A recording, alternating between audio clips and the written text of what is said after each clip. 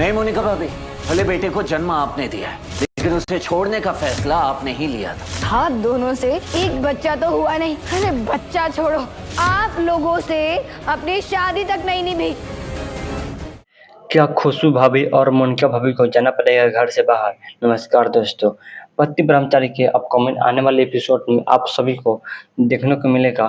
ताई माँ कहती है खुशबू और मोनिका को दोनों को जाना पड़ेगा घर से बाहर। तभी ईशा कहती है कि नहीं, घर से बाहर तीन आदमी जाएगा। फिर कहता है तीन आदमी कौन?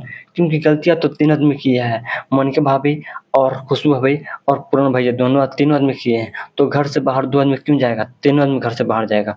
तभी ताई माँ कहती है कि नहीं, ऐसा नहीं होगा। लेकिन फिर भी किसी न किसी तरह ताई माँ को ईशा समझा लेती है और दोनों तीनों को घर में रहने के लिए मना लेती है।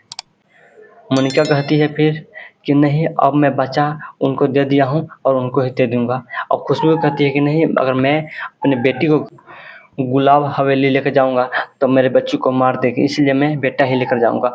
और तभी सूरज खड़ा होकर कहता है कि नहीं, आपने बच्चों को जन्म दिया है, लेकिन आपने उसे बेचने का अधिकार आपके पास नहीं है।